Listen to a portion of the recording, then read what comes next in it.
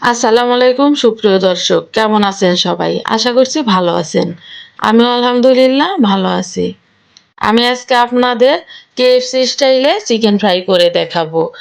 আমি চেষ্টা করেছি খুবই সহজে এবং অনেকক্ষণ জুড়ে ক্রিস্পি থাকবে এই রেসিপিটা সেভাবেই দেখানোর জন্য। তো এখানে আর কথা না বাড়িয়ে চলুন এখন মূল রেসিপিতে চলে যাই। চিকেন ফ্রাই করার জন্য এখানে নিয়েছি স্কিন সহকারে চিকেন। আমি এখানে রানের এবং থাই পিস নিয়েছি। আপনারা যদি চান স্কিনটা আপনারা বাদ দিতে পারেন, কিন্তু স্কিনটা থাকলে চিকেন ফ্রাই যখন করব তখন লেয়ারটা অনেক ভালো আসবে। আর যেহেতু কেএফসি স্টাইলে করব সেজন্য স্কিন রেখে দিয়েছি। তো প্রথমে আমি মশলা তৈরি করে নেব। সেজন্য এখানে নিচ্ছি 1 টেবিল চামচ সয়া সস, 1 টেবিল চামচ টমেটো কেচাপ,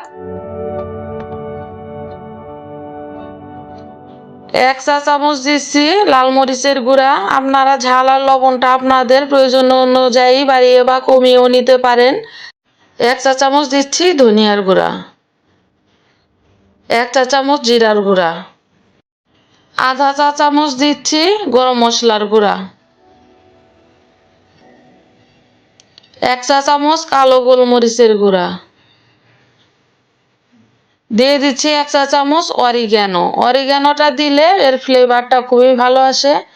এখানে দিচ্ছি 1 টেবিল চামচ রসুন বাটা, দিচ্ছি 2 চা চামচ আদা বাটা,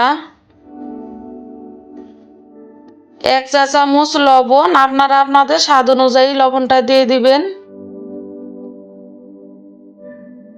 এবার খুব ভালোভাবে সবকিছু আমি মিশিয়ে নেব।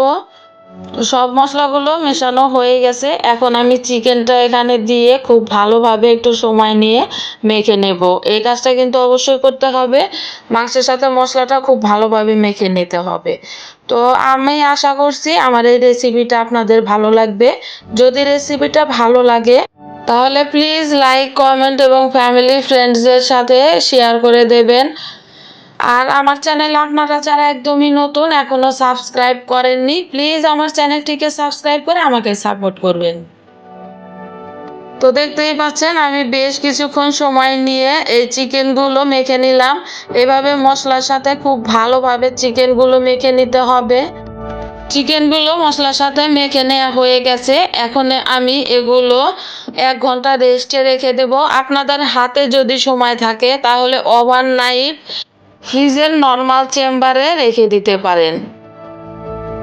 কমপক্ষে 1 ঘন্টা এগুলো রেস্টে রেখে দিতে হবে। তো চিকেনগুলো ফ্রাই করার জন্য এখানে বাটার ক্রিম লাগবে। তো বাটার ক্রিমটা বানানোর জন্য এখানে নিলাম 1 কাপ লিকুইড দুধ, সাথে দিচ্ছি 1 টেবিল চামচ হোয়াইট ভিনেগার। এবার একটা চামচ দিয়ে আমি নেড়ে চেড়ে একটা ঢাকনা দিয়ে 20 মিনিট রেখে দেব। আপনারা যদি বাটার ক্রিমটা বাদ দিতে চান দিতে পারেন। এখানে পানি দিয়েও আপনারা চিকেনটা রেডি করে নিতে পারবেন। তো 20 মিনিট পর ফিরে আসলাম। দেখতেই পাচ্ছেন বাটার ক্রিমটা একদম রেডি। এরকমই বাটার ক্রিম হয়ে থাকে। আমি আপনাদের একটু এই বাটার ক্রিমের কনসিস্টেন্সিটা দেখিয়ে দিলাম। একটা সাইডে বাটার ক্রিমের বাটিটা রেখে দিচ্ছি। এখন 1 ঘন্টা পর আমি চিকেনটা আপনাদের একটু দেখিয়ে দিচ্ছি। দেখতেই পাচ্ছেন চিকেন থেকে অনেকটা পানি উঠে এসেছে। এখন আমি আবারও একটু মেখে নেব। তো চিকেনগুলো খুব ভালোভাবে মেখে নিয়েছি। এখন এই বাটিটা আমি একটা সাইডে রেখে দিলাম। এখন কোটিং করার জন্য এখানে নিচ্ছি 2 কাপ ময়দা।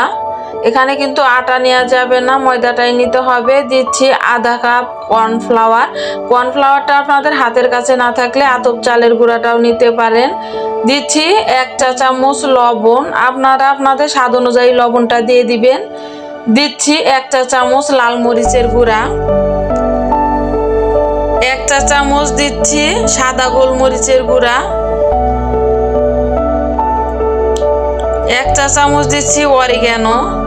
অরিগ্যানোটা হাতের কাছে না থাকলে বাদ দিতে পারেন, কিন্তু অরিগ্যানোটা দিলে চিকেন ফ্রাইড ফ্লেভারটা অনেক ভালো আসে। এবার এই সব কিছু আমি খুব ভালোভাবে মেখে নিলাম। এখন আমি ম্যারিনেট করা চিকেনটা এখানে দিয়ে দিলাম আর কোটিং করে নিচ্ছি আমি খুব ভালোভাবে। একদম চেপে চেপে এই চিকেনগুলো কোটিং করে নিতে হবে। আমি কিভাবে এই কাজটা করছি আপনারা দেখে নিশ্চয়ই বুঝতে পারছেন। ঠিক এভাবেই একটু চেপে চেপে এই চিকেনগুলো কোটিং করে নিতে হবে, এতে করে লেয়ারটা খুব ভালো আসবে। তো আমি ময়দার সাথে চিকেনটা কোটিং করে নিয়েছি। এখন আমি যে বাটার ক্রিমটা রেডি করে রেখেছিলাম সেই বাটার ক্রিমে ঘুরিয়ে ঘুরিয়ে এভাবে একটু ডুবিয়ে নিলাম। আবারও আমি ময়দার ভিতরে দিয়ে তারপর কোটিং করে নিচ্ছি। তো এভাবে আমি সবগুলো চিকেন কোটিং করে নেব। আর এই চিকেনের সাথে যে আলগা ময়দা আছে একটু ঝাঁকিয়ে ঝেড়ে নিতে হবে। দেখতেই পাচ্ছেন লেয়ারটা কত সুন্দর হয়েছে। সবগুলো চিকেন কোটিং করা হয়ে গেছে। এবার আমি চিকেনগুলো তেলে ফ্রাই করে নেব। আমি আগে থাকতেই চুলায় পর্যাপ্ত পরিমাণে তেল গরম করে নিয়েছি, দেখতেই পাচ্ছেন। এখন আমি চিকেনগুলো এই তেলের ভিতর দিয়ে দিচ্ছি। আর চুলাটাকে প্রথমে আমি 1 মিনিট হাই হিটে রেখে তারপর একদম লোতে করে দিয়েছি। দেখতেই পাচ্ছেন একটা সাইড ভাজা হয়ে গেছে। এখন আমি উল্টিয়ে দিচ্ছি। এভাবে উল্টিয়ে পাল্টিয়ে আমি চিকেনগুলো ফ্রাই করে নেব। 16 থেকে 17 মিনিট আমি চিকেনগুলো ফ্রাই করেছি। এতে করে একদম ভেতর পর্যন্ত সফট হবে আর চিকেনগুলো সেদ্ধ হয়ে যাবে। সবগুলো চিকেন সেম প্রসেসেই আমি ফ্রাই করে নেব। সবগুলো চিকেন ফ্রাই করা হয়ে গেছে। এখন আপনাদের আমি একটু দেখিয়ে দিচ্ছি পরিবেশন করে। তো আপনারা বাসায় একবার হলেও এই চিকেন ফ্রাই করে খাবেন, দেখবেন এই চিকেন ফ্রাইটা খেতে কতটা ভালো লাগে। রেস্টুরেন্টের চাইতেও এই চিকেন ফ্রাইটা খেতে বেশি ভালো লাগবে আশা করছি। আমার এই ভিডিওটি দেখার জন্য অসংখ্য ধন্যবাদ। সবাই খুব ভালো থাকবেন। আজকের মতো এখানেই বিদায় নিচ্ছি। আল্লাহ হাফেজ।